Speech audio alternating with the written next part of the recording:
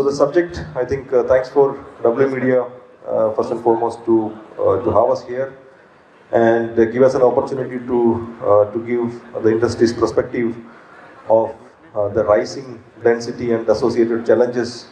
It is also an opportunity. Whenever we talk about challenges are opportunities. So how do we monetize this opportunity and also to deal with this challenges, and also time permits. So we talk about the optimization part of it, the later stage of our discussion.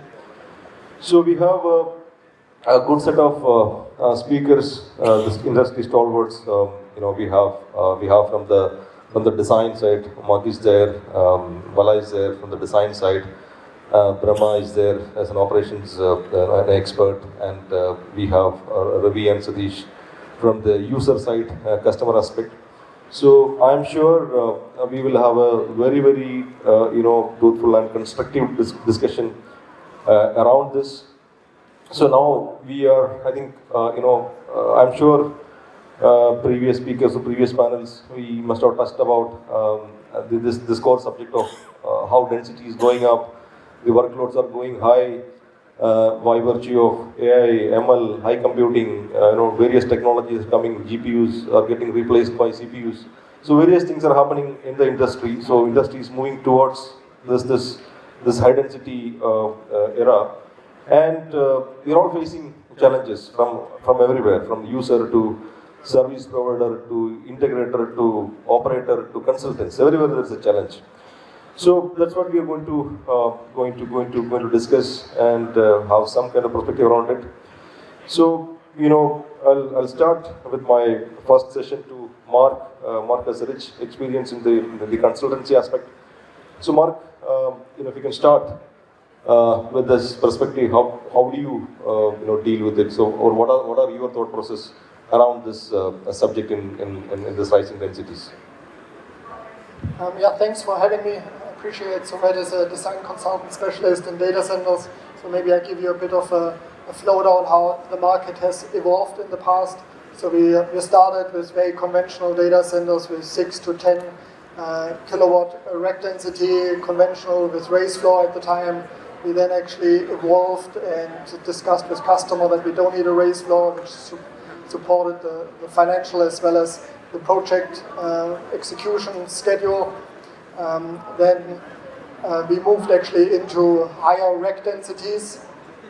Then we had probably around 30 kilowatt rack, where we actually then had to implement liquid cooling. So on-chip liquid cooling used in our designs very frequent. We have done several designs from 20 all the way to 150 kilowatt rack densities. The majority of the liquid cooling designs we're executing currently is sitting around 50 kilowatt rack density. That's still the basis on our design, I would say, where we see. You have now the next generation coming in from NVIDIA, the Blackwell. They have 72 GPUs sitting on one rack, which actually then contributes to 120 kilowatt. So you actually come to a limit that you are actually struggling with even liquid cooling. So going further, maybe you have seen in the press there was quite a strong announcement that NVIDIA was struggling with the Blackwell processor, that it was actually already overheating even with on-chip liquid cooling technology. So going forward, we had discussions with NVIDIA. They used to roll out a new GPU every 3 years and provide a 3 years maintenance support period. They now changed recently, actually, instead of 3 years, they roll out a new GPU every year. So you actually see that the rack density is actually increasing, new technology comes into play, and their problem was actually why they reached out to design consultants is that they're not getting the facility in time. So they're providing a new GPU within 12 months, but for us to design and build and bring a data center live takes 24 months, let's say. So they're always 12 months behind with the rollout. So they're asking us, actually helping them actually on what are the next generation that we provide good forecast for customer on how they should plan forward for future-proofing their data centers. So, as I said, we have done up to 150 kilowatt rack density on a 1 gigawatt site in Japan recently, which is probably the biggest we have done. But when you heard this morning, there were even discussion about 250 and beyond kilowatt densities coming up in the coming years. Yeah, that's great. What I could catch up from this is that it takes 2 years to come up. So I think it's a good news for people like me and Brahma to make ourselves ready, at least some breathing time to deal with the challenges, right? Right, Brahma? So that's a good part of it. But industry is moving. That's fantastic. Evolvement. If you look at it from 1 kilowatt to 150 kilowatt, so that's amazing. We never thought about this kind of densities, right? So now coming to Brahma. So what is your as a service provider? So how are you going to deal with this kind of rising capacities, densities, and it's also how do you enable this network for this? Thank you, Sreejith. Thank you, W.Media, having me here. So, Sreejith, continuation to the Mark's perspective, that's the reality now. We are, of course, more of speculation, which we need to deal with it. At the same time, the speculation is turning into reality. We started seeing that, right? Just because of the GPU workloads, precisely, and your HPC loads are really driving towards that. I think as a data center operator, so we started getting prepared for it. So if you look at we already designing our data centers to meet around 2,600 kgs per square meter kind of loading capacities to deal with liquid cooling solutions or the DCLC, those kind of workloads. Similar way, the major challenge what we come across with the HPC loads and the GPU loads is the cooling, is the biggest challenge that we come across, right? So as you rightly mentioned, from the 5-6 kilowatts to now people are talking about 60 kilowatts to 120, 135 kilowatt. So we are working with one of our the hyperscale customer, and our team started designing 135 kilowatt per rack as the liquid cooling solutions. So the major challenge what we are finding now is the supply chain. Getting the supply chain to meet those kind of demands and requirements is the biggest challenge what we are facing. That includes your accessories that comes as the connectors, the accessories that comes part of your secondary network, how to deal with your leakage challenges. Those are the major challenges that we are facing through. Of course, as you rightly mentioned that challenges always creates an opportunity. That's where we are leveraging Indian the manufacturer's ecosystem. Suppose, for example, secondary piping network, people looked at as it's a major challenge. But our team started talking to the pharmaceutical, the industrial supply materials. At the same time, some kind of the oil and gas. They're already dealing with this kind of technology for a while, right? Using SS pipe, clean pipe, and all that stuff. So those are the challenges. I think the having Indian engineering ecosystem quite fast and adapting these kind of challenges, finding solutions is pretty much there. So we have challenges, but we are dealing with it. The major challenge is supply chain at this point in time. I think otherwise it's not a rocket science if you look at it in the overall solution perspective. So with that, I think dealing with the challenges, I don't see a major challenge. It's only, as you mentioned, maybe 2 years or 2 months from now, based on the customer actual requirement perspective. I'll give a small case study. In Hyderabad, the recent one of the customer came up with their GPU workloads. Okay, where the data center was designed for 6 to 9 kilowatt average density, but they came up all of a sudden they want to have 45 kilowatt per rack capacity. It's not that few racks out of the overall aisle, but they want to have all the racks with that capacity. That's purely GPU, NVIDIA GPUs.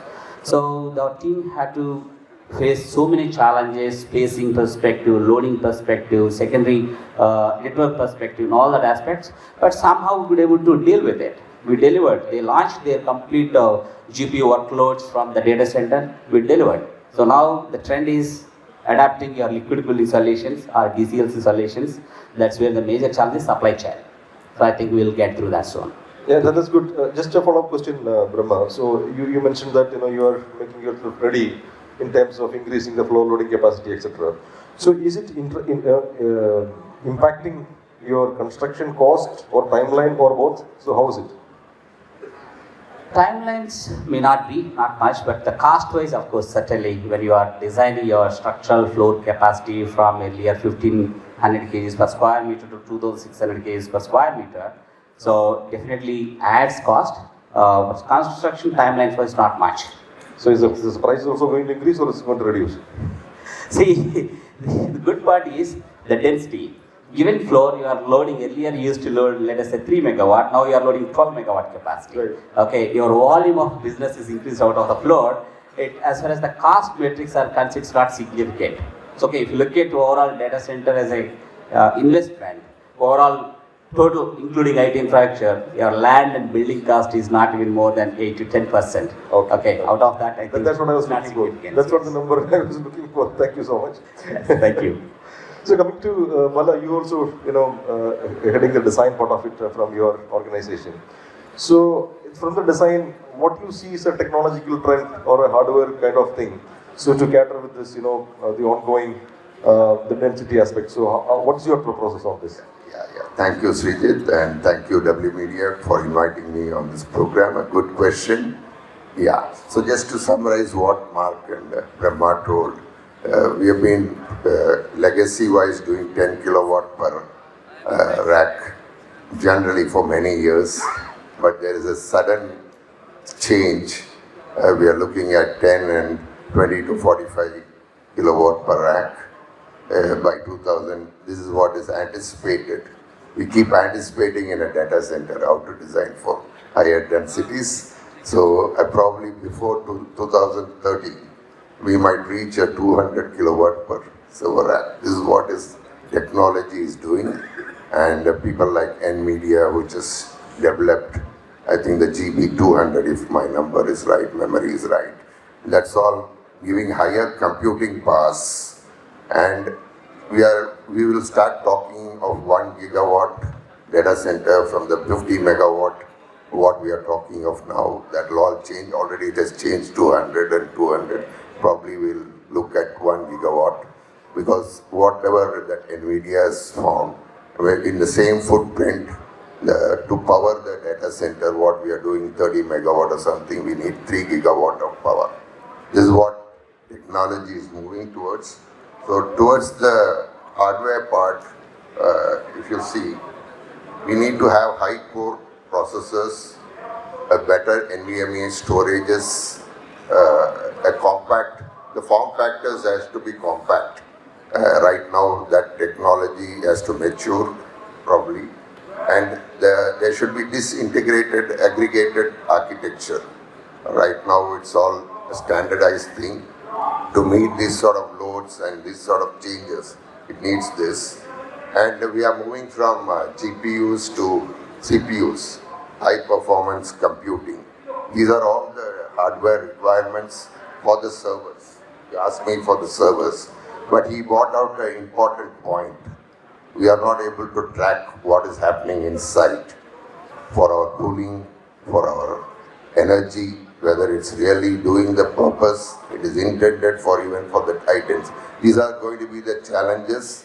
What is also happening in the other side, what we call as BMS, has advanced to artificial intelligence BMS, and it is trying to take out more informations from this hardwares, like the high computing hardwares, and even the equipments. The equipment manufacturers also, recently we have done one project. We are taking internal information of the transformers for the performances. So I think put together both the hardwares of the servers and the AI BMS is going to be the change when we look at high density server racks in the future, which is happening very in a fast pace. Do you also face this supply chain challenges like Brahma mentioned? Yeah. So I think Brahma mentioned the supply chain challenges mostly with our infrastructure, long lead items and things like that. But when you deal with this, the IT fabrics and things like that, so how is the challenges there? Yeah, see, we have these challenges, but we also have a strong centralized processing team to make procurements and other things. We are not only looking of what we are going to buy now, we are going to look at what we are going to buy 3 years down the line. So that's how we are trying to address this sort of supply chain managements. We had a problem with some of the equipments, which lead time sometimes, like the DGs is taking 1 year, 2 years. We have sorted that out. Even the server racks, we are trying to get it fast for our own data centers. We are also doing data center services as a. Sure, thanks, sir. So now let's come to Ravi and Satish from the users aspect of it. So first, let me come to you, Ravi. So, how are you getting prepared yourself, and what is your expectation from us? In the sense, service providers, consultants, OEM. Of course, OEMs are not here, but you can consider service provider, consultants, and the design experts, right?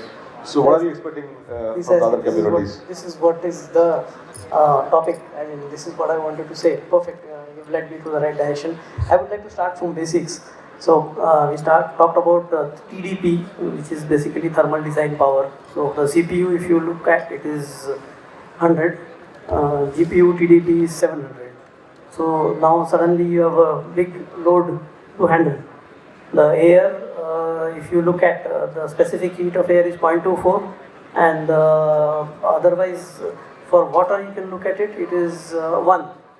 So if you now see,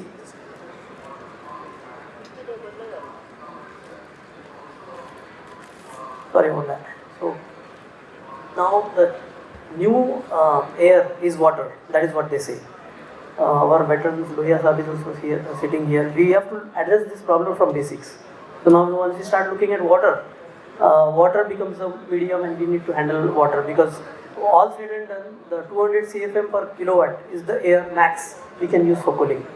If you start going beyond that, the air velocities are going to go into kilometers. Obviously, we are not going to run data centers with kilometer per hour air passing through them. So then the water comes in. For water also, when we start looking at it, the big challenge I want to draw your attention is the network. Network, there is no cooling challenge as such, because whatever happens on the GPU, network is still around 2.5 kilowatt per rack. So network is no GPU challenge, but there are other challenges. Let's take an example of an NVIDIA NVL72 rack.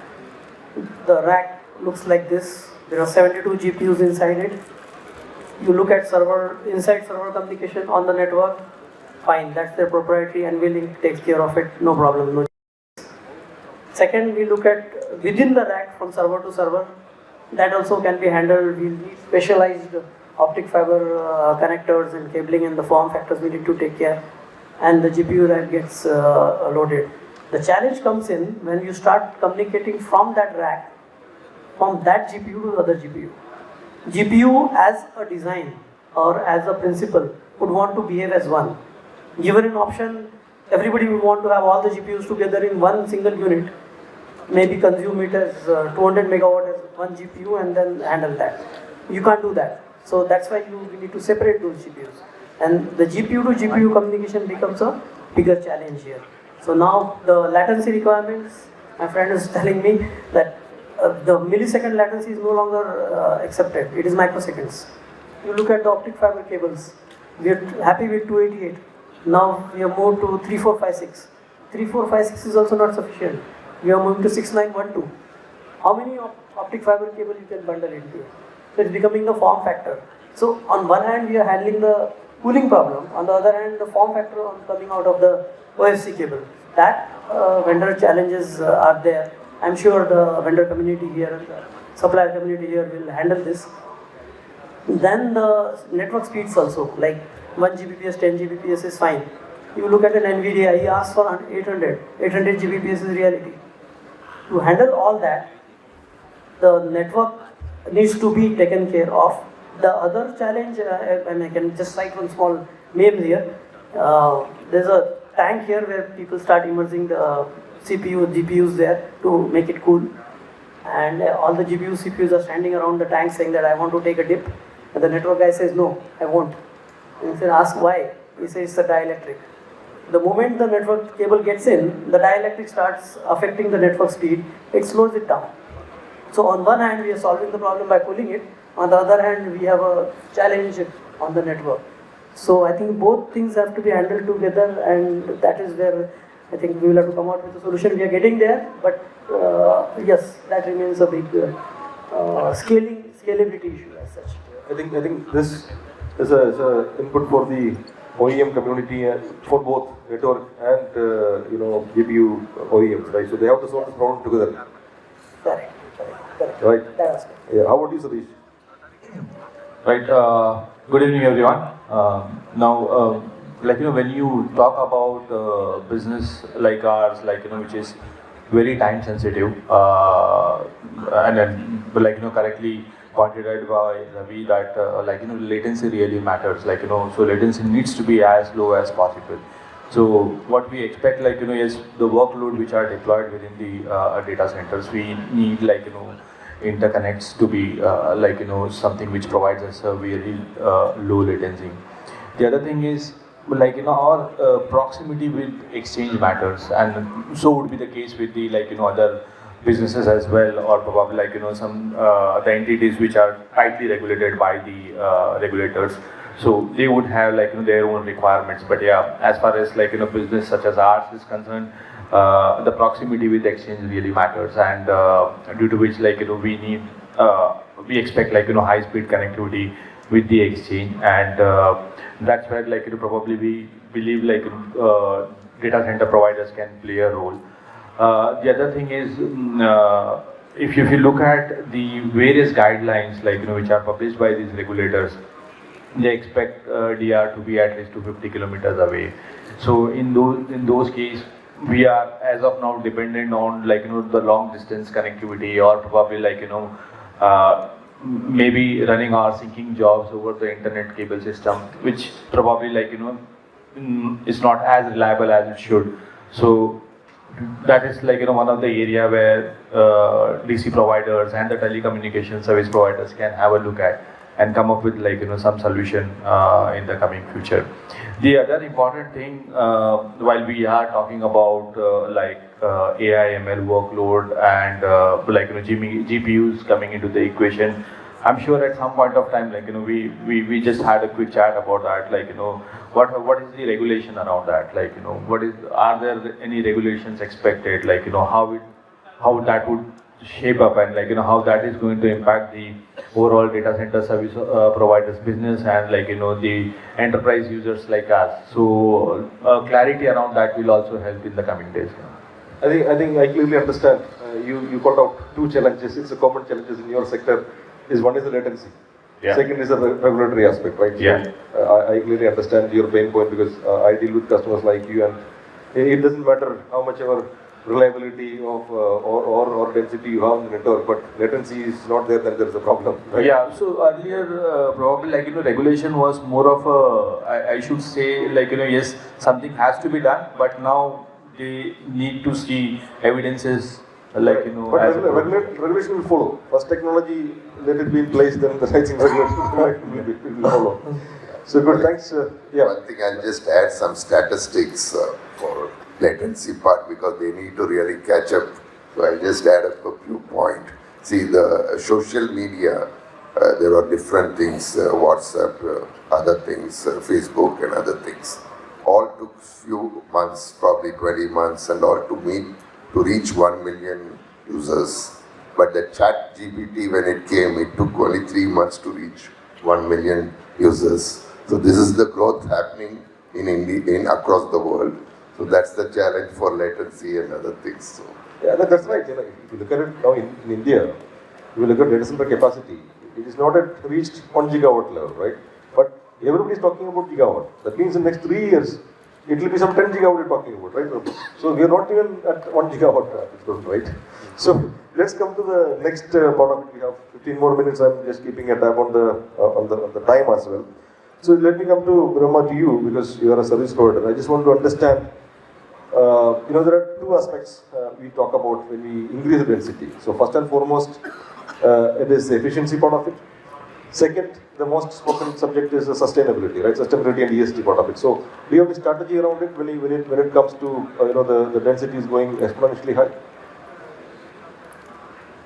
As far as the data center operations and efficiencies are concerned, going more and more densities are good, okay, to bring operational efficiency. But it has many other challenges as well, as we were referring. By the moment we go on hitting higher density capacities, we have to bring in liquid cooled solutions, or the DLC or liquid immersion cooling, whatever it is. So the same time we are inviting so many challenges that we, of course, over the period we will address it. The primary challenge is the supply chain. Now, once the data center comes in action with the higher densities, the biggest challenge is sustainability, including your energy conservation practices. The good part is, as you mentioned, this is a challenge as of today. For us, it's an opportunity later. How it is? The temperature profile has increased drastically. Now the data centers are operating anywhere between 23 degrees centigrade to 25. In case of hyperscale, it is going up 27 to 30, something like that. By means of inviting this challenge of higher density cooling solutions, the temperature profile is increasing up to 35 to 45 degrees centigrade. That is enabling your energy conservation plans are very much getting embedded into this. And recently, I'll give you one classic example. We were brainstorming, and one of the IIT professor was advising us that why don't you look at by the moment you go on higher densities with the air cold is always at least 20 to 30% higher in terms of inefficiencies. So if we can adapt water cold, I think we can bring down, because the mass of loads that we are going to deal with it. So he was advising, why don't you use your grey water solutions? Grey water means the treated water. Okay, so where do we get so much of water? Data center itself required minuscule people. Out of the 100 megawatt data center, you may require only just 100 people. Where do we generate so much of sewage and treatmenting of it? So he was advising, why don't you tap your local utilities, like in Mumbai, NMMC or elsewhere, some municipalities, talk to them, they all coming up to STPs and ETPs. Why don't you source that water and use it? So I think that idea struck us, and we went after the utilities and we spoke to them. They set it up multiple ETPs. They connected in the grid and they extended their pipelines to our data center to solve these challenges in future. That brings a lot of value-added advantage from the sustainability perspective. At the same time, by the moments earlier, one data center we used to size anywhere between 20 to 30 megawatt capacity. Now our teams are working around 100 to 150 megawatt capacity of each building. Such a huge dish, multiple buildings are coming in the same campus, means we need to get the power supply. So are you going to adopt some of the water cooled solutions now? Oh yes. Let us leverage, because you may end up getting water from the utilities, from the potable water perspective. Right. But finally, all the residences, okay, so have to produce some kind of sewage. The sewage water now today, what people are doing, putting them into the creek, putting them into the drainages. Use it, because now the technologies are very much available. Earlier we used to have cooling towers or stuff at low TDS and low pH values, right? So now the technology enhanced there. You can use high TDS values. You can use high ppm water. So by leveraging that, we should start seriously looking at utilizing that wastewater into the cooling solution, because we have to deal massive capacities going forward. When you are going to massive capacities, depending upon the air cooled solutions, means you are eating elsewhere your power capacity. I think it's interesting thought process. I think we'll connect offline to understand more about this. Absolutely. Good, because one side we are seeing the water scarcity and a lot of projection forecasts that we are also falling into some of our cities are falling into that list, right? So we have to connect offline and talk more about it. So let me come to Mark, because again you are coming to design perspective, because this is going into the increased complexity, both in terms of designing and constructing and operating. So I'm sure there are a lot of automation and automation aspects are coming. So is there anything? I'm sure automation is not a new term, but is there anything new you want to talk about automation in this journey? I mean, automation and software applications, they are critical for playing a critical part actually for high density environments in the data center sector. So there's a few aspects where, of course, real-time monitoring, controlling, energy efficiency or cooling optimization, and you have operational prediction that you can actually do with software or with AI tools on top, or improving your operational capacity. But I think the biggest part to optimize your data center would be actually to develop a digital twin out of your data center, just to model your data center and all the flows in there. So we actually entered into a joint venture probably 1.5 years ago with a company called Red Dot Analytics, who are specialized in modeling data centers. And we did quite a lot of marketing, reaching out to customers, and we got a few customers who were interested. So we modeled, helped them actually to improve, and we actually could show that the improvements are significant. But I was really surprised how little customers actually, the uptake was of the offer. It takes around 3 months at least to produce a full digital twin, so it's a lot of time and therefore not cheap either. But if you look actually at the energy savings on your OPEX in the long term, it absolutely makes sense. You improve your PUE just insignificantly, it will pay out long term.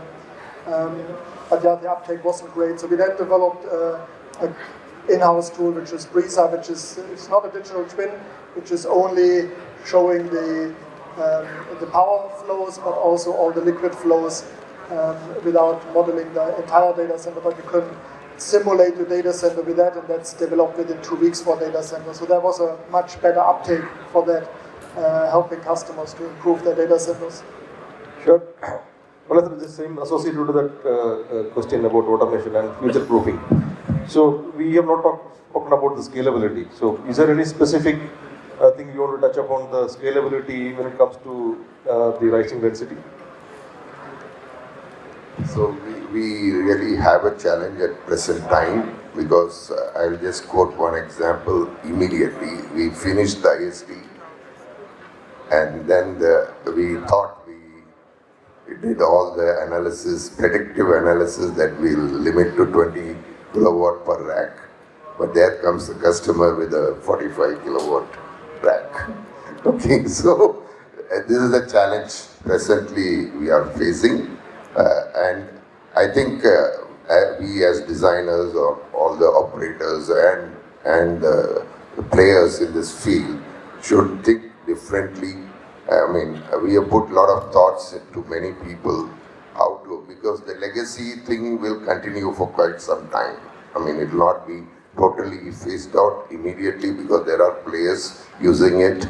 So how to design a building which future-proofs high density and this thing, we have put a lot of brainstorming into it. Probably floor-wise have different densities, have different temperatures being taken into different flows. I mean, have a provision of that. Instead of the 4 piping system, you go for 6 piping system, have an option of having a higher temperature for the high density racks. So these are some thoughts. And of course, he mentioned an important part, structural loading, what we should take. So we should look at having that 2.5 presently, which from the 1.5 we should go away with that. And specific case design some flows of 4. So this is some of the things we need to look at to enhance this thing for future proofing. Other aspect, I think IAS officer also spoke. When you do a data center park, I get his idea. You need to do for district cooling. You don't have to put individual cooling system in individual IT parks. When all are buying that park spaces, I think all of us can get together and do this. This will be a better system, energy efficient system. It is something like what we do in distribution of electricity. If you can get that to the cooling system, we can use water. By the way, we are using the district cooling system. So one of our data centers in Ahmedabad, GIFT City. So it's not with us. The GIFT City is having this district cooling system, and we are a user for that. That's the sort of ideas we should look at in the future high density racks and that's of this. So having the time, let me come to Sadish. Sadish, what do you see as a risk? We're talking about all those things: technology, automation, density, sustainability, efficiency. So as a user, you already spoke about your need, that network latency and things. But what do you see as a risk from all those things, complexities? Yeah, now when you talk about high densities and the risk associated with such a high density, for us, the immediate reaction to that equation is like, what happens with the communication, right? Like, as I keep saying, the latency is the critical aspect for us. So as the density rises, it is highly possible that we'll need more and more bandwidth, right, within those data centers from wherever we are operating. So how that is going to be taken care of? Now, again, the another aspect is as the density increases, as the enterprises start hosting their AI ML workloads in these data centers. There is a high possibility of the GPUs coming into the ecosystem, and which eventually needs more cooling, more power, and how that is going to be taken care of, and how that imbalance in the ecosystem is going to affect us as a business. So those are immediate risk which we believe are critical for our business operations, and probably that's the reason we are trying to distribute our workload across multiple data centers and are not consolidating within a single data center. So in case if probably something is not working as expected in one of the data center, we still have some workload running out of another data center. Yeah. Good. How about you, Ravi? What do you say to this? It's not all that only negative news or challenges. There is a lot of positive also. Like the earlier server manufacturers, they just didn't specify anything and they were not aware of what the infrastructure is, the data center infrastructure is. The max they could give was port side inlet, port side exhaust. Port side inlet if you have a cold air containment, port side exhaust if you have a hot air containment. That's it. Everything else was left to the imagination of the service provider. Data center guys used to design how the server comes in. A lot of times surprises also, but all that was being handled at air. But the good part now is NVIDIA or anybody who is making GPU comes up and gives me exact requirement. They start getting into, I want 1.5 liter per minute of the fluid cooling per kilowatt. I want 85% of liquid cooling, 15% of air cooling. I want this to be at 30 degrees, 40 degrees. So those specifications are coming really clearly from the server manufacturer, which is actually a very good news because that way we are getting in. And one another angle to that I just want to drive attention to is there's a lot of parallel or development happening on the IT software field versus the data center field as well. If you look at earlier models, it was a waterfall model, then it moved to DevOps. DevOps is like you continuously develop and continuously implement. You just keep developing the software and implementing it and doing that. Same thing is happening on the AI workloads as well. Now we see inferencing getting into the model getting trained and then coming back to inferencing. So a lot of good things are happening because we are converging. The server manufacturers are coming to the data center infrastructure guys. The softwares are actually managing it. In fact, if you look at the words are also coming up to be similar. Like if you look at Kubernetes, Dockyard, Open software development, they are called containers. And because they will work anywhere on any platform. Like you just plug that and use anywhere. Same thing happens with our data centers as well. We have containerized data centers. You can just put them anywhere. Obviously, it won't be to that capacity, maybe 10 racks or max on the GPU, but they can work anywhere. So that synergy is happening now. That's a very positive point which I can see now with the IT and the infrastructure guys. Interesting. I think it's an interesting discussion. So we don't have a time to take questions, but quickly maybe we can take one question from the audience. If anyone has any questions, we can take one question.